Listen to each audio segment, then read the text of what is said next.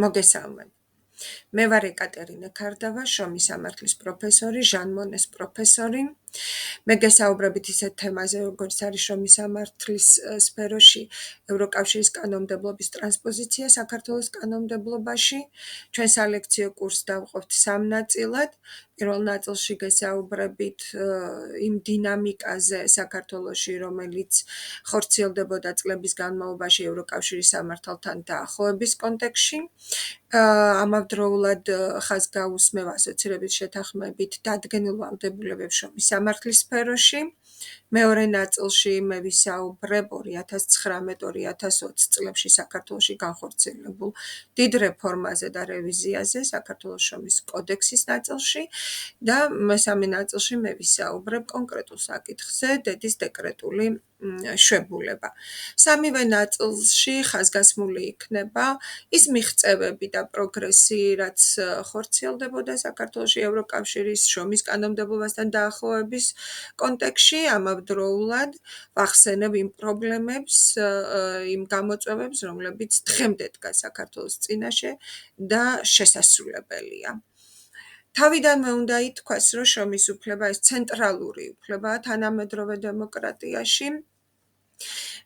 თანამედროვე ადამიანი კაპიტალს მოიპოვებს შრომითი უფლებებიდან და ზუსტად ეს კაპიტალი ხდება მერე განსაზღვრელი იმისა, მოიწყობს თუ არა ის ღირსეულ ცხოვრებას და შეძლებს თუ არა პირად და საოჯახო განვითარებას.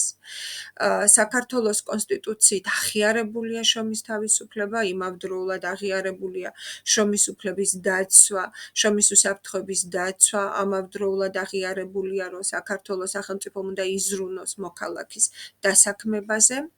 აქედან გამომდინარე, მიღწეულ იქნეს ისეთი მიზნები, როგორიც არის სოციალური სახელმწიფო, სოციალური მართლმსაჯულება, დედათა და შვილთა დაცვა, ღირსეული ცხოვრება, საარსებო მინიმუმის განსაზღვრა და სხვა სოციალური ასპექტები წარმოუდგენელი არის ღირსეული შრომის პოლიტიკის გარეშე. შრომის სამართლის განვითარების პროცესები საქართველოში საკმაოდ კომპლექსური და წინააღმდეგობრივი იყო. პირველი შრომის კოდექსი დამოუკიდებელი საქართველოს ისტორიაში, როდესაც მიიღო პარლამენტმა, ფაქტიურად ეწინააღმდეგებოდა ევროპულ სტანდარტებს. ევროკავშირი ევროკომისიის ანგარიშების ფორმით არაერთხელ აღნიშნავდა წლიდან წლამდე და პერმანენტულად, რომ საქართველომ უნდა განახორციელოს შრომის კანონმდებლობის რეფორმა ევროპულ კანონმდებლობასთან დაახლოების კონტექსტში. ევროკავშირს არასოდეს არ დაუყენებია საქართველოს წინაშე ისეთი რეკომენდაციები, რომელიც გაცდებოდა საქართველოს კონსტიტუციით დადგენილ დებულებებს. პირიქით, ევროკავშირის მხრიდან დაყენებული რეკომენდაციები ყოველთვის ითვალისწინებდა და იაზრებდა იმას, რომ ადამიანი უნდა გაძლიერდეს, განვითარდეს, მეტი და მეტი ღირსეული ცხოვრების პირობებში უნდა იმყოფებოდეს, მეტი კეთილდღეობა უნდა მოდიოდეს მასთან, მეტი პროფესიული განვითარებით, მეტი უნარების გამომუშავებით და ზოგადად შრომის პოლიტიკის პროევროპულად რეფორმირებით ის სხვა მიზნებსაც სწვდებოდა, როგორიც არის ოჯახის ერთიანობა, როგორიც არის უკანონო შრომითი ემიგრაციის პრევენცია და დემოგრაფია და სხვა.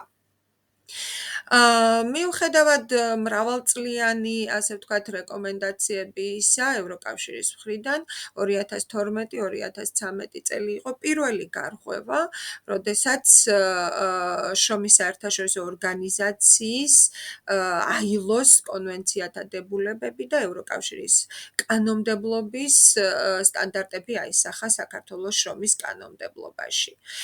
დიახ, ეს ფაქტი საკმაოდ დადებითად აღნიშნა ევროკავშირმა და იმავდროულად მიუთითა დააყენა ახალი რეკომენდაცია, რომ უკვე დრო არის ეს ევროპული სტანდარტები აისახოს პრაქტიკაში, ანუ რეალურად განხორციელდეს შრომის მენეჯმენტში და დავიდეს დასაქმებულის შრომით თუ პირად თუ საოჯახო ღირსეულ ყოფიერებამდე. 2014 წელს საქართველომ და ევროკავშირმა და ევროკავშირის წევრმა ქვეყნებმა დადეს ასოცირების შეთანხმება. რა თქმა უნდა, ეს მრავალმხრივი შეთანხმებაა, საქართველომ თვითონ გამოხატა ნება ამ ხელშეკრულების დადებისა, ეს იმას ნიშნავს, რომ ხელშეკრულება როცა იდება, ხელშეკრულება უნდა შესრულდეს. ზუსტად ამ ხელშეკრულებით დადგენილი არის არაერთი ვალდებულება შრომის სამართლის სფეროში, როგორ და რას კონკრეტულ ასპექტებში უნდა დაუახლოვდეს საქართველო როგორც ILO-ს, ასევე ევროკავშირის კანონმდებლობას. მიუხედავად იმისა, რომ ეს ხელშეკრულება ხელმოწერილი იქნა 2014 წელს, რეალურად შრომის კანონმდებლობის რეფორმირება არც განხორციელებულა 2019-2020 წლებამდე, ხოლო ეს 2020 წელი უკვე იყო ნამდვილად დიდი რევიზიის, საქართველოს შრომის კოდექსის დიდი გადასინჯვის პერიოდი. კონკრეტულად რა შეეხო ცვლილებები 2019-2020 წელს ამაზე ვისაუბრებ მეორე ნაწილში, მანამდე კი ხაზი მინდა გაუსვა იმ ფაქტორს, რომ ასოცირების შეთანხმების დადებიდან უკვე გავიდა 10 წელი, 2023 წლის დეკემბერს საქართველოს მიენიჭა ევროკავშირში გაწევრების კანდიდატის სტატუსი, რა თქმა უნდა, ეს სტატუსი მიენიჭა საქართველოს მხრიდან თხოვნის და საჯარო, ასე ვთქვათ, მიმართვიანობის შედეგად და ეს უკვე იმას ნიშნავს, რომ საქართველო გაცდა იმ ფორმატს, რასაც ქვია ასოცირება ევროკავშირთან და გადავიდა უკვე გაფართოების სივრცეში დანარჩენ სხვა 9 ქვეყანასთან ერთად და ეს უკვე მოწმობს იმას, რომ ასოცირების შეთანხმებით დადგენილი სტანდარტები უკვე ძლიერდება და ღრმავდება და ევროკომისიამ 2023 წელს და 2024 წელს უკვე ახალ ფორმატში, გაფართოების ფორმატში საქართველოს წინაშე დააყენა კიდევ ახალი ვალდებულებები შრომისა და დასაქმების სფეროში. ეს ბუნებრივია, რამე თუ საქართველომ წინ წაიწია ევროკავშირთან დაახლოების მიმართულებით. თუმცა დღეს უნდა ითქვას, რომ საწყენია ეს პროცესი, გაფართოების პროცესი საქართველოსთან მიმართებით შეჩერებულია. რა ვალდებულებები დაადგინა ასოცირების შეთანხმებამ? უნდა ითქვას, რომ ასოცირების შეთანხმება რამოდენიმე კარისგან შედგება. მათ შორის მე ხაზს გავუსმევ მეოთხე კარს, რომელსაც ჩვენ ვუწოდებთ ღრმა და ყოვლისმომცველი თავისუფალი ვაჭრობის შესახებ შეთანხმება, მოკლედ DCFTA და მეექვსე კარს, რომელიც უშუალოდ ეხება შრომის დასაქმებისა და სოციალურ საკითხებს. უპირველეს ყოვლისა DCFTA-ის ნაწილში აღნიშნულია თუ როგორ უნდა განვითარდეს ქვეყანა, რომ მან შექმნას მდგრადობისა და სტაბილურობის პოლიტიკა. აქ ხაზგასმულია, რომ სავაჭრო ეკონომიკური ინტერესები უნდა დაბალანსდეს შრომით და სოციალური ინტერესებთან და გარემოს დაცვით ინტერესებთან. ეს სამი უმსხვილესი და უმნიშვნელოვანესი მიმართულება დღეს ერთმანეთის თანაბარ მნიშვნელოვანი უნდა იყოს, არც ერთმა მეორე არ უნდა დააზიანოს. ძალიან მნიშვნელოვანია ქვეყნისთვის ეკონომიკური ინტერესები, საერთაშორისო ვაჭრობა, წარმოება, დოვლათის შექმნა და რა თქმა უნდა, ეს ინტერესი უნდა იყოს დაცული და ეს არ უნდა დაზიანდეს გარემოს დაცვითი და სოციალური ინტერესების გამო, მაგრამ ამავდროულად ეს სავაჭრო ეკონომიკური მიზნები პირდაპირ პროპორციულად უნდა იცავდეს ადამიანს, რამე თუ ადამიანი ამ შემთხვევაში დასაქმებული არის ზუსტად ამ დოვლათის შექმნის, ამ ეკონომიკის შექმნის ერთ-ერთი მთავარი მოთამაშე სუბიექტი. ამიტომ DCFTA-ის ნაწილში ხაზგასმულია როგორც მდგრადი განვითარების ამ პოლიტიკის ჩამოყალიბების აუცილებლობა, ამავდროულად ILO-s კონვენციებთან დაახლოება და ფუნდამენტური ILO-s კონვენციების რატიფიცირების აუცილებლობა.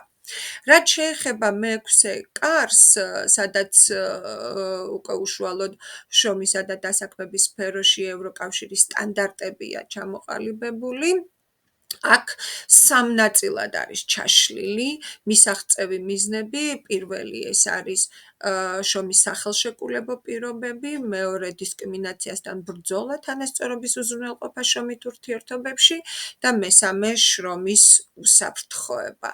მთლიანობაში აქ გაწერილია 40 დირექტივა, რომელსაც საქართველო უნდა დაუახლოვდეს.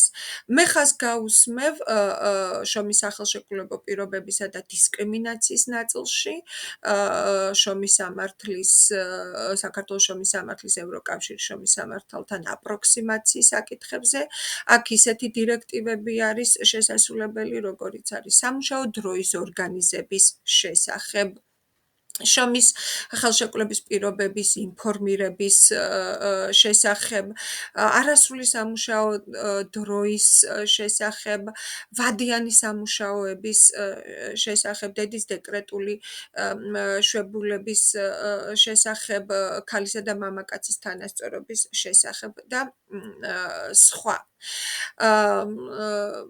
ხაზგასასმელია ის ფაქტორი, რომ თითოეულ დირექტივასთან გაწერილი არის დაახლოების ვადა, ანუ ეს ეტაპობრივი და დაახლოებაა ევროკავშირთან, გააზრებულია რა საკმაოდ დიდი სირთულეები და ხარჯვითი ნაწილიც, რომელიც საჭიროებს შრომის სამართლის ევროპეიზაციას. უმნიშვნელოვანესია იმის აღნიშვნა, რომ როდესაც ევროკავშირი აყენებს რეკომენდაციებს საქართველოს წინაშე და არა მხოლოდ საქართველოს წინაშე, სხვა გაფართოების ქვეყნების წინაშეც, ევროკავშირი იმავდროულად ქვეყანას ეხმარება თავისი ფინანსებით, საბიუჯეტო დახმარებებით და პროგრამებით. ამდენად არც ერთი ეს ვალდებულება, რომელიც ასოცირების შეთანხმებაში და სხვა დოკუმენტებშია გაწერილი, არ ყოფილა მხოლოდ ცალმხრივად საქართველოს პასუხისმგებლობის საკითხი. ყოველთვის საქართველოს გვერდით იყო ევროკავშირი თავისი გამოცდილების გაზიარებით, ფინანსების მიცემით, სხვადასხვა პროგრამების განხორციელებით და ეს კონტექსტი გასააზრებელია, რამე თუ ჩვენ სწორად გავიგოთ საქართველოს შესაძლებლობები შრომის სამართლის რეფორმირების კონტექსტში.